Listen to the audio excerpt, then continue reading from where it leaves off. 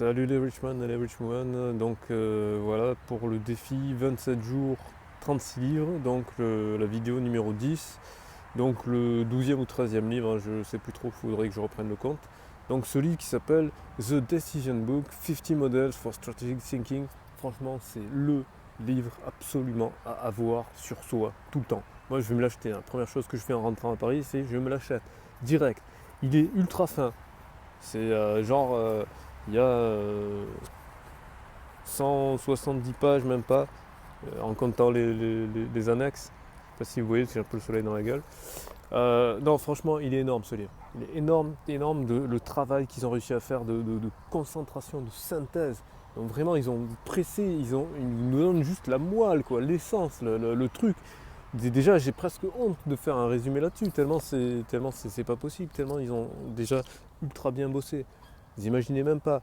Celui que j'ai fait hier, là, les 25 trucs stratégiques, les 25 outils stratégiques, c'est de la merde à côté. Franchement, c'est de la grosse merde à côté. Celui-là, il est énorme. Je devrais pas dire des trucs comme ça, c'est pas bien de dire ça, mais franchement, celui-là, ils ont fait vraiment un travail remarquable. Alors déjà, voilà, pour vous mettre un petit peu dans le bain, voilà, vous ouvrez la page de garde, c'est ça. Vous voyez, c'est donc on décompose, hein, les étapes essentielles. Ça commence en haut à gauche. How to improve myself, how to understand myself better, how to understand others better, how to improve others. Bon, l'esprit du livre, et franchement, il se résume je veux dire, je vais montrer le premier truc qu'ils ont fait. Juste une petite anecdote marrante quand même, c'est qu'ils ont fait une sorte de, comment dire, de guide, instruction pour utiliser le livre en disant voilà, si vous êtes américain, vous utilisez le livre de cette manière-là, si vous êtes européen, vous utilisez le livre de cette manière-là. Bon, c'est à la fois vrai, en même temps c'est des gros clichés, et puis en même temps c'est marrant. Bref, c'est comme quoi on peut être sérieux, faire du bon travail et en même temps avoir un peu d'humour quand même. Ça fait jamais de mal. Donc je vais commencer par la première, premier chapitre, première partie. The Eisenhower Matrix, donc la matrice d'Eisenhower. Eisenhower, c'est bien, on parle bien de l'ancien militaire qui a été président des États-Unis, Dwight Eisenhower. Bon, en bref, c'est quelque chose de quand même assez concret et assez, enfin, je veux dire, c'est du bon sens. Et on présente sur deux axes, l'axe des abscisses, donc les horizontales, le niveau d'urgence, l'axe des ordonnées, l'axe horizontal, le niveau d'importance. Et donc voilà, donc si on est en bas à gauche, c'est-à-dire si c'est ni important ni urgent, ben on peut le faire après. Voilà. Ensuite, si c'est en haut à droite, c'est-à-dire que c'est très urgent et très important, ben il faut le faire tout de suite. Après, les deux autres qui sont plus, on va dire qu'on rencontre finalement plus fréquemment et qu'on ne gère pas forcément de la bonne manière, notamment je pense à celui en bas à droite.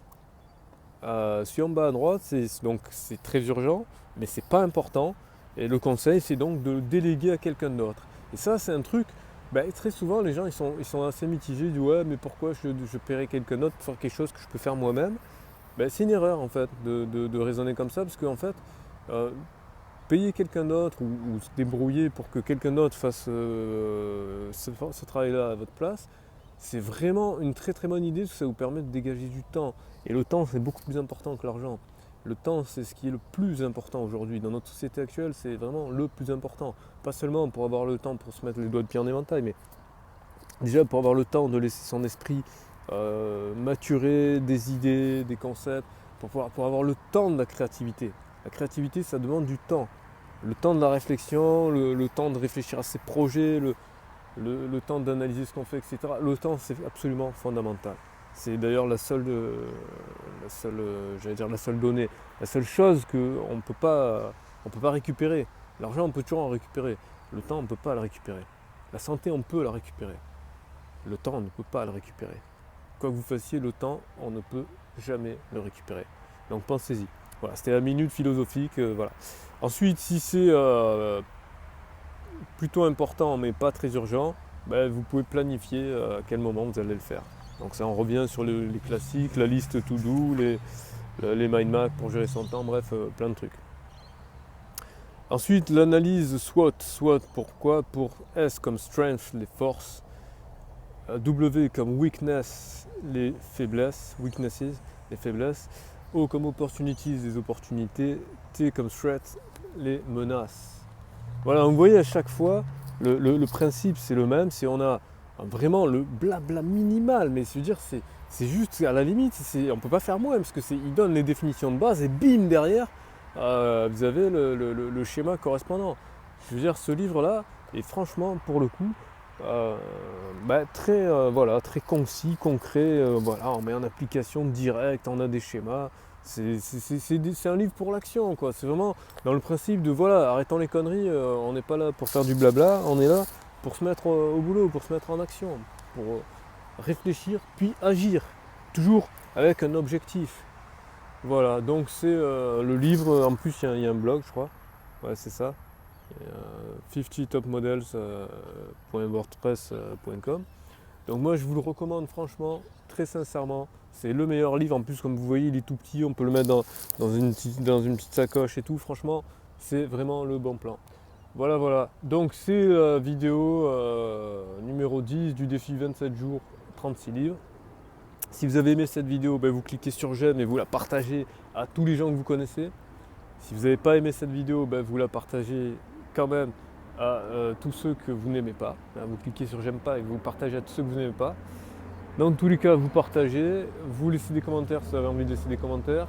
Vous n'hésitez pas à vous abonner, ça vous permettra d'être au courant de toutes les vidéos, l'actualité, les interviews, le défi Tour du Monde, etc.